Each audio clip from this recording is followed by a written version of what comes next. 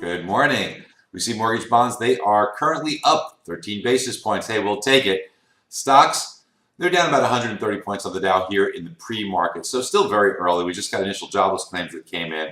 And this number not going to be counted within the sample week. So we kind of take this number as just more informational. It wasn't really a market mover. And it was up 2,000 claims week over week, still at very low levels. So the labor force really tightening, but we haven't yet seen it in wage pressure inflation. Now, yesterday, the Fed, they came out with their statement, and really not much of a change. I mean, the change that they stated was really stating the obvious, in that inflation, instead of being below their 2% target, was right about at their 2% target. Well, based upon what the numbers are, yeah, it's at 1.9 on the core, 2.1 on the headline. So, yeah, if your target's 2%, we're right there. So the only change that they made really that was meaningful, that was they stated the obvious, that inflation now running around 2% as measured by their favorite gauge, which is the personal consumption expenditure, or the PCE. So kind of the markets took it with a bit of a grain of salt. Now, this morning's move higher in mortgage-backed securities, I think mostly due to the fact that the stock market is showing a little bit of weakness here. But that could all change, as you know, tomorrow, as we get the big BLS jobs report. And it's expected that we should see about 190,000 new jobs. But remember, last month was such a miss to the downside that I think there's some risk that we get a catch-up month here and you see a number higher than that. So I want to kind of be very cautious. The unemployment rate, this isn't important. When we talked a little bit about it yesterday, it's been stagnant at 4.1%. And remember, recessions are born when the unemployment rate stops decreasing and then starts to move higher. I don't think we're there quite yet. I think that we have some time, maybe a year or so down the road, before we start to think about that. I think the unemployment rate will continue to decrease. I think this is more of a situation where people are coming out and into the workforce, and that's what's churning the supply right now of workers, although it is still pretty darn thin. Eventually, there has to be wage pressure, inflation higher, and bonds won't like that. And that's one of the things we're going to look at tomorrow. Not only the unemployment rate, does it stay at 4.1, or does it start to drop, maybe get to 4 or 3.9, but what do earnings do?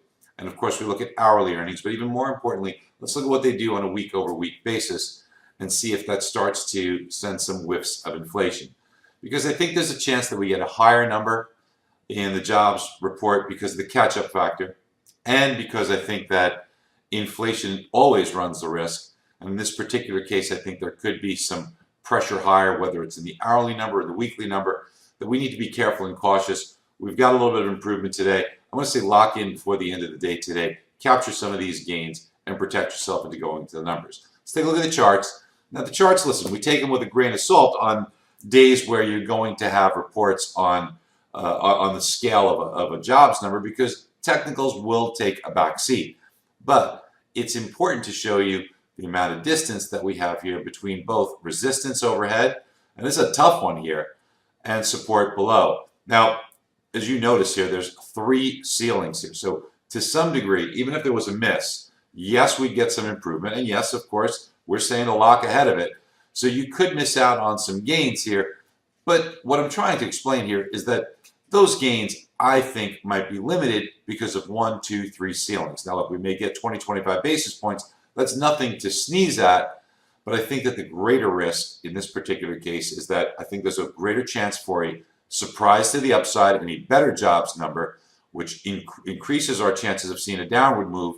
And so it's not only the fact that the downward move chances are increased, but the level that we can go down is greater than what we could gain to the upside. So in other words, there's more to lose than there is to gain. And I think this is some soft support here. You've got some strong support here, but a really strong jobs number or some wage pressure that spooks the bond market could actually break us underneath these levels here. So let's take a look at the 10-year and see what that would do.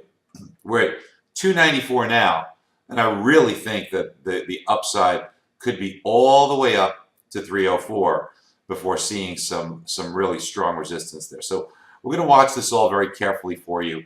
I'm going to suggest, again, locking by the end of the day to be protected into tomorrow's number. Talk to you soon. Bye-bye.